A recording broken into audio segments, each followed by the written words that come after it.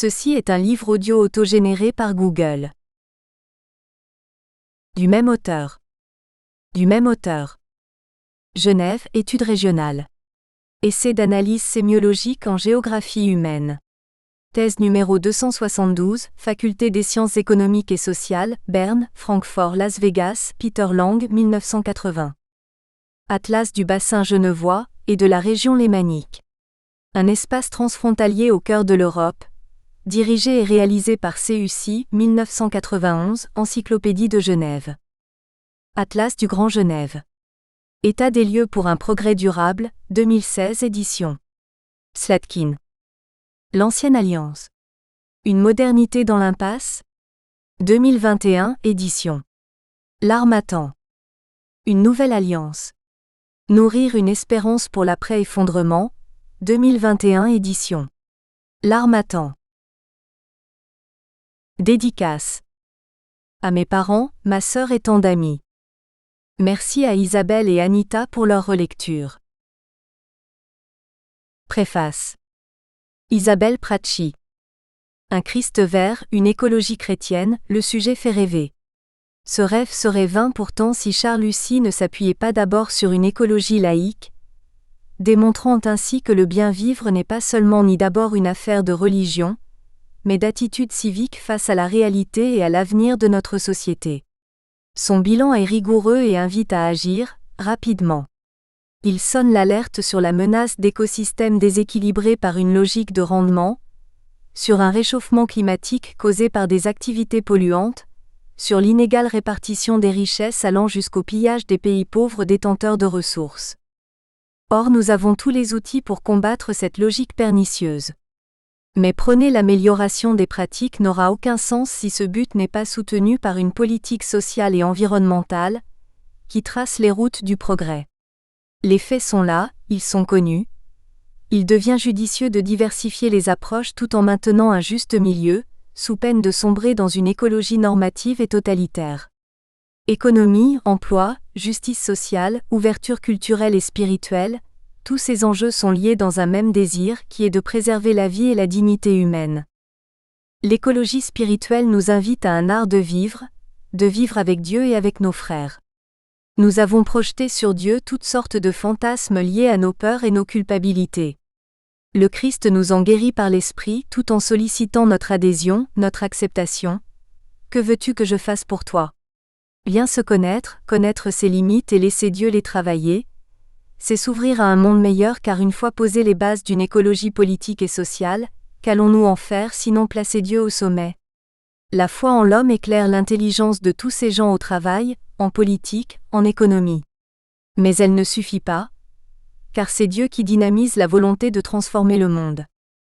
Est-ce que cette écologie laïque prépare le terreau d'une conversion spirituelle ? Ou bien est-ce la conversion intérieure qui transfigurera le monde ? Au fond, tout est lié si nous acceptons d'être des partenaires guidés par l'Esprit. La connaissance de Dieu au plus intime de nous-mêmes nous invite à une rencontre, à une transformation intérieure. Sublime symbiose entre l'homme et Dieu. La foi est au service de l'amour entre frères. Or, nous avons perdu de vue ces frères dans un monde déséquilibré.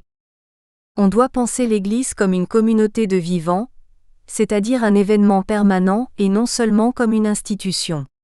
Une hiérarchie trop pesante est contraire à son image de mère des croyants participant au corps du Christ.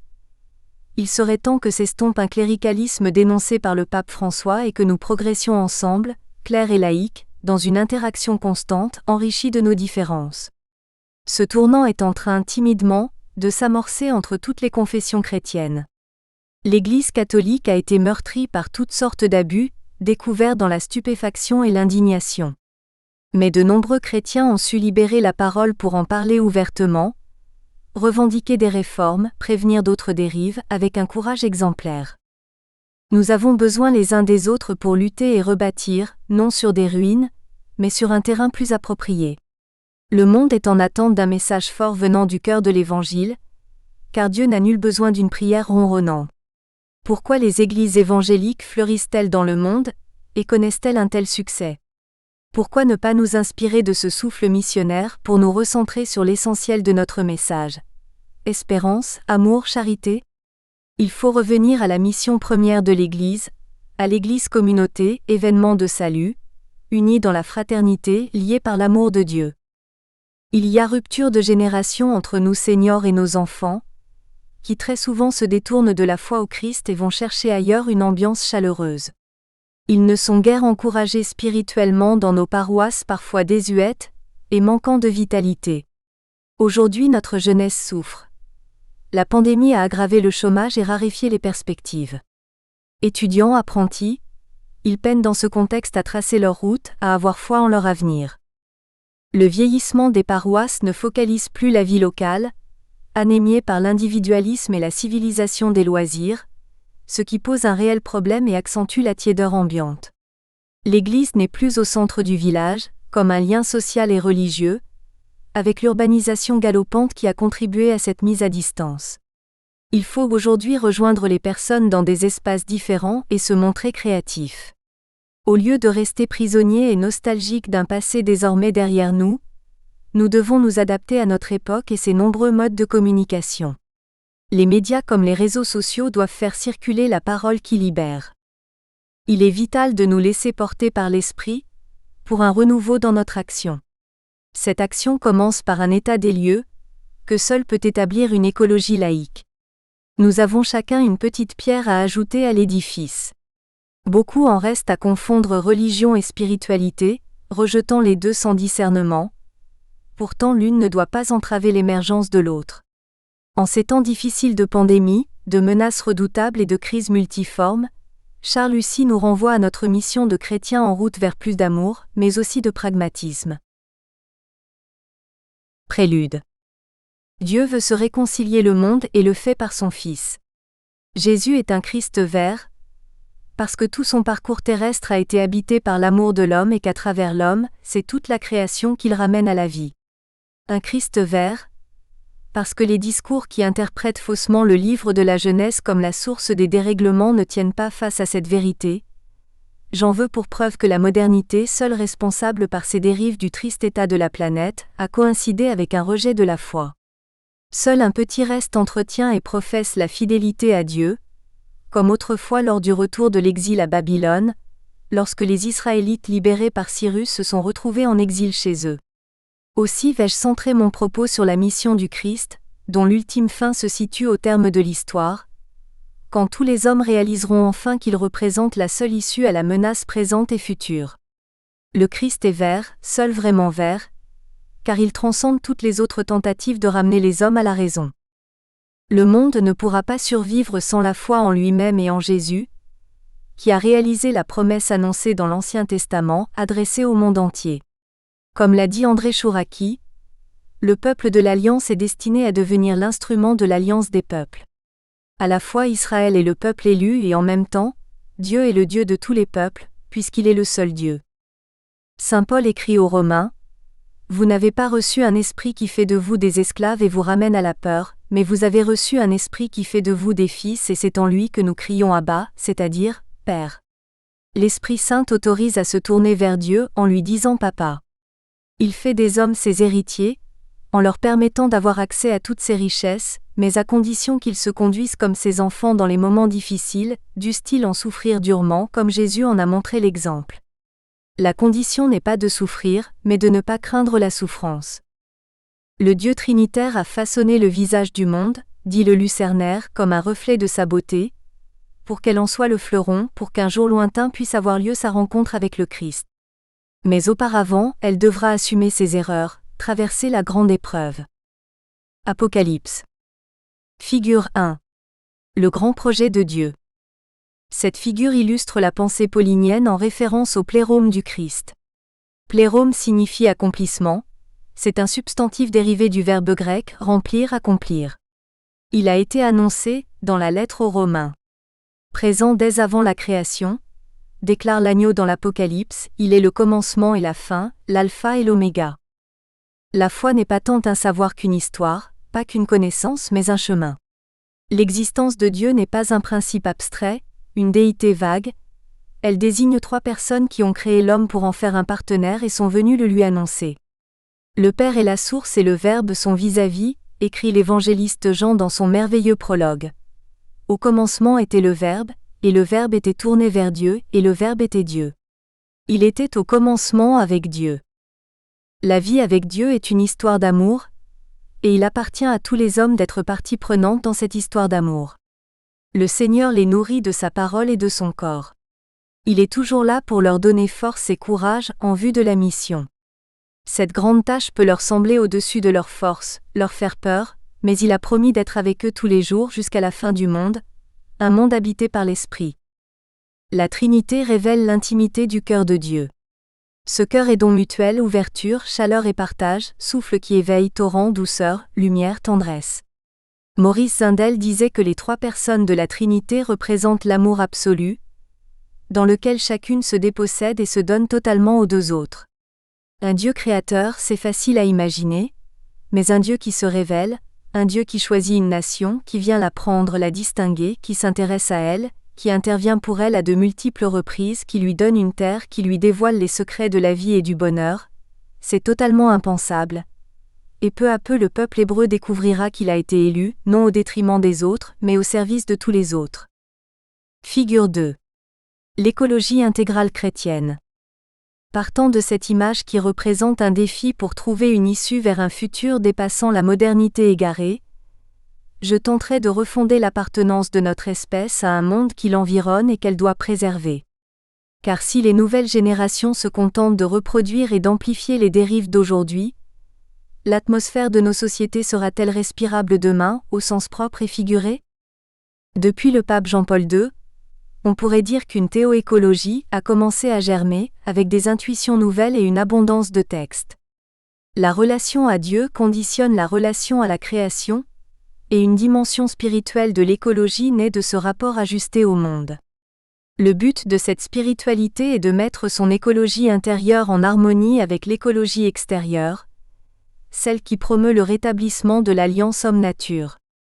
Elle naît aussi de sa contemplation et l'émerveillement devant sa beauté. Si aujourd'hui notre rapport à l'environnement physique est critiquable, c'est parce que notre écologie intérieure est en crise. Cela a des répercussions graves sur la nature, dans la justice sociale, mais aussi dans le domaine d'une économie bien comprise, de l'action politique et de la santé. Premier pape engagé avec détermination contre les atteintes à l'équilibre planétaire, Jean-Paul II met en relation des domaines importants de la vie humaine. Écologie, santé spirituelle et santé de la personne sont toujours envisagées comme un tout unifié. En 1997, il déclare « L'environnement comme ressource risque de menacer l'environnement comme maison ». Il rappelle que le développement de la puissance d'exploitation de l'homme sur la nature a désormais atteint une limite, en ce sens que l'exploitation des ressources pour ses besoins détruit les structures mêmes de son environnement. Le pape François agit quant à lui sous l'égide du saint patron de l'écologie, François d'Assise, laissant entrevoir un avenir prometteur pour un vrai dialogue entre foi et écologie. Son encyclique Laudato Si, en inaugurant un nouveau discours, a suscité un vif intérêt et parfois une profonde émotion. Ce texte développe dans un style abordable les obstacles au progrès qui caractérisent un présent dysfonctionnel et quelques remèdes réalistes. S'inspirant du Cantique des créatures de François d'Assise, d'où son titre, il affirme que l'avenir de l'humanité sur cette terre dépend de réformes multiples à entreprendre en vue de pratiques plus responsables.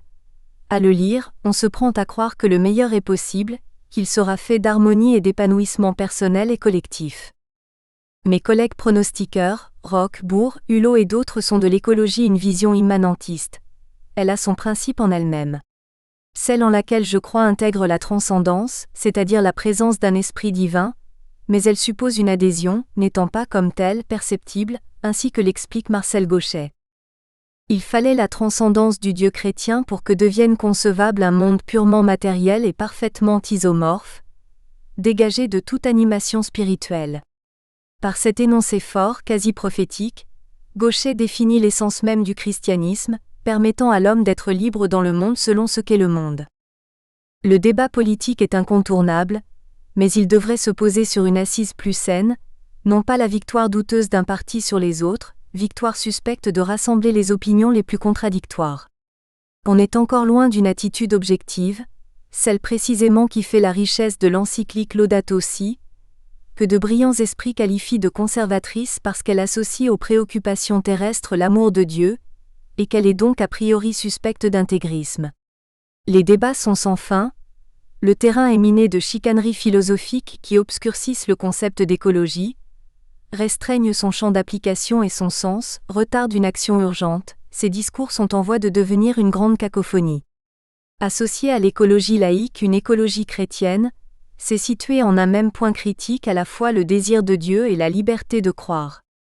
L'homme est libre de ressentir et de cultiver ce désir, de s'associer à ce projet d'amour, d'adhérer à une logique de futur possible et d'espérance.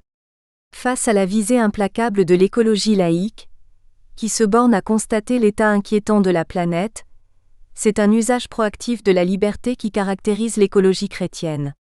Cette attitude se proposera avec force dans une situation d'enfermement et bientôt peut-être de désespoir. C'est donc une pierre que j'entends placer dans le concert discordant du discours écologique. Il existe une écologie intégrale reposant sur 3 piliers, l'amour de l'homme, l'amour du monde et l'amour de Dieu. Ce qui fait des 3 pris ensemble une base solide, c'est l'annonce du royaume. Toutes les paraboles tournent autour du royaume des cieux, comme autant de facettes d'un milieu dont nulle définition ne saurait exprimer l'essence. Il sera d'abord un vécu. En concluant ce prélude, je préviens mon lecteur qu'il n'a pas ouvert un ouvrage uniquement consacré à l'écologie. Ce livre, qui se veut d'un abord simple, veut également partager une redécouverte de Dieu sous l'éclairage de son attente vis-à-vis du monde créé. Après une vie passée au service de l'Église, j'ai voulu rendre ce témoignage et l'appeler à une réelle anticipation des problèmes à venir, dans la prédication et l'enseignement, voire la catéchèse. De conservatoire de la foi qu'elle a pu être, elle devra devenir une instance de recours face à l'adversité et une force d'impulsion, de combat pour un meilleur futur dans un monde en mal de spiritualité. On assistera bientôt à son émergence, et cette spiritualité attendue lèvera tout soupçon d'attitude réactionnaire. Première partie, écologie intégrale, vision laïque. Figure 3. La conception laïque de l'écologie. L'écologie laïque est sur le point de montrer ses limites. Déjà de nombreuses personnes sont conscientes, sans se dire croyantes, qu'un principe transcendant anime ce monde. Elles associent ce pressentiment à la légitimité des 2 visions. Chapitre 1. La grande bascule. Cette expression glanée dans mes lectures vient à propos dans le contexte actuel de difficultés climatiques, sanitaires, énergétiques, économiques, démographiques, immédiates ou à venir. Les découvertes scientifiques, débouchant sur les conquêtes insatiables de l'homme au mépris des équilibres naturels, l'ont placé dans une situation critique et bloquée, apparemment irréversible, qui évoque un labyrinthe. L'homme s'est fourvoyé, lui-même emprisonné. De scientifique, l'écologie est aussi devenue politique. Elle a dépassé le stade du comment fonctionne la nature, pour atteindre celui du comment la préserver. La bascule a lieu dès la fin des années 1950, du fait de la course à l'armement nucléaire, du développement des pesticides et des premières études sur l'état catastrophique de la planète. Le point. Une planète à la dérive. Depuis la révolution thermo-industrielle, notre planète a basculé dans un état inédit. Les traces de cet âge de pollution chimique et nucléaire resteront des milliers voire des millions d'années dans les archives géologiques de la planète. Ces effets à moyen et long terme soumettront les sociétés humaines à des difficultés considérables. Comment en sommes-nous arrivés là ? Nous vivons aujourd'hui avec les yeux obstrués, incapables de voir au-delà des crises.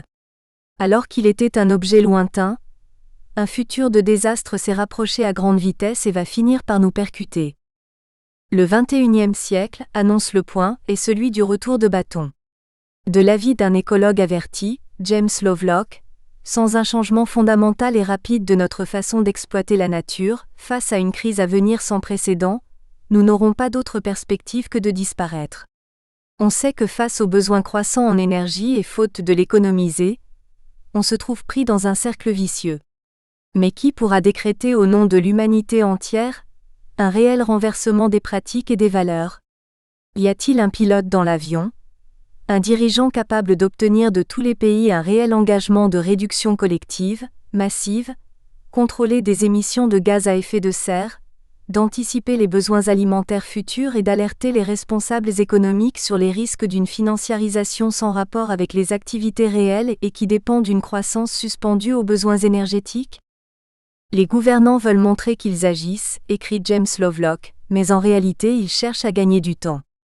Par conséquent, chacun suit son petit bonhomme de chemin tandis que les forces de Gaïa se mobilisent inéluctablement. Quand chacun veut tirer la couverture à soi, les rencontres bafouillent et on fait semblant d'avoir des avis communs. Une politique coordonnée, le renoncement aux énergies fossiles, une régulation de la haute finance comptent parmi les priorités les plus immédiates. Avec la globalisation numérique, cette prise de conscience des enjeux atteindra les dimensions de la planète. Il est temps de réagir face à ces dangers. Nous sommes convaincus que nous pouvons tous ensemble inverser cette spirale. Les actions humaines peuvent s'additionner les unes aux autres, s'entraîner pour faire émerger un nouveau modèle de développement, respectueux des femmes, des hommes et de la planète. Pour mener à bien cette ambition, nous croyons au pouvoir de l'initiative citoyenne, collectifs, associations, acteurs économiques, etc., et à la diversité des solutions qui doivent être imaginées et expérimentées au plus près des réalités locales. UFAL, Union des familles laïques. L'écologie prend aussi des formes féministes. Dans son écrit Écologie intégrale, le manifeste, Delphine Batho dénonce l'incapacité des forces politiques traditionnelles à apporter des vraies réponses à l'effondrement qui menace à brève échéance la civilisation, et même les conditions naturelles d'existence de l'humanité. Elle combat farouchement toutes les interprétations de l'écologie intégrale, consistant à promouvoir des valeurs réactionnaires en confinant les femmes au monde naturel et à leurs fonctions reproductrices. Vouloir travestir le sens de l'écologie intégrale pour en faire une arme contre les femmes, contre leur droit à maîtriser leur corps, la faculté de vivre librement son orientation sexuelle que l'on soit homme ou femme, est exactement le contraire de la révolution anthropologique nécessaire. Les appels solennels à changer de paradigme face à l'urgence environnementale ont été lancés à la chaîne ces derniers mois par des scientifiques et par la société civile. Un autre enjeu écologique majeur est le sous-développement. Pour réduire la pauvreté, il faut s'attaquer à ses causes fondamentales, reconnaître que les pauvres ont un rôle actif à jouer dans la recherche de solutions aux problèmes liés aussi bien au développement qu'à l'environnement. Ingrid Oven, groupe de travail, OCDE. Le danger climatique. La teneur en carbone de l'atmosphère a atteint le record de 400 parties par million en 2013 à la station de Hawaï. Au rythme actuel, la moitié des espèces animales et végétales aura disparu en 2100. La dernière crise d'extinction d'ampleur comparable remonte à 65 millions d'années, lors de la disparition suite à l'impact d'une météorite, des 3/4 des espèces comme les dinosaures. L'apparition de l'homme moderne n'a que 200 000 ans, mais nous et nos enfants auront à faire face à un état de la planète, auquel aucun humain n'a été confronté, et qui va engendrer une autre condition d'existence. Ce saut vers l'inconnu ne sera pas le fait d'une météorite ou d'un autre événement extérieur. C'est notre modèle de développement qui, ayant prétendu s'arracher aux limites de la nature, va s'y heurter frontalement. Nous aurons à affronter des aléas de plus en plus violents. Il est donc urgent d'élaborer une véritable stratégie d'adaptation à ce changement. Nous devons mettre un coup d'arrêt à l'artificialisation des sols, adapter notre urbanisme, cesser de construire dans des zones à risque, préserver la qualité des sols et étendre les forêts de protection, renaturer l'espace de mobilité des cours d'eau, etc. Mais plus encore, nous devons créer une véritable culture du risque, de l'alerte et du secours contre canicules, tempêtes, inondations, submersions marines, incendies, crises sanitaires. Nous allons devoir apprendre à vivre avec ces aléas. C'est pourquoi chaque citoyen doit être régulièrement formé aux gestes de premier secours, aux risques et à la manière de réagir en cas d'alerte. Nous devons également mettre en place, face à l'urgence, une task force européenne, puisque les aléas ne connaissent pas de frontières. Ce dispositif donnerait un sens et une dimension beaucoup plus concrets à la solidarité, et faciliterait la mutualisation des moyens. Dans le même temps, nous devons impérativement limiter l'ampleur de ces risques, car au-delà de certains seuils, il deviendra de plus en plus difficile de nous adapter. La violence des événements extrêmes sera trop forte pour que les infrastructures puissent leur résister. Selon certaines simulations climatiques régionales, l'intensité des épisodes violents de type méditerranéen va augmenter, jusqu'à 20% localement à chaque degré de réchauffement. Sous l'effet de la hausse de la température, l'atmosphère peut contenir davantage de vapeur d'eau qui peut davantage se transformer en pluie, ce qui conduit à une intensification des précipitations, écrit Véronique Ducrot. Dès maintenant, nous avons un avant-goût de ce qui nous attend. Nous sommes à 1,1 degré de réchauffement, et pourtant ces effets sont déjà largement mesurables. Notre émission de gaz à effet de serre nous promet une augmentation de 2 degrés en 2050, puis 4 degrés voire 7 degrés en 2100. Sans un sursaut dans la lutte contre ce phénomène inexorable, notre environnement connaîtra des aléas d'une ampleur et d'une violence encore inconnues, avec des conséquences dramatiques sur toutes les formes de vie terrestre. Le réchauffement est une séquelle des atteintes multiples à l'environnement physique. D'autres maux d'origine diverses, quoiqu'interliés de manière systémique, menacent la planète.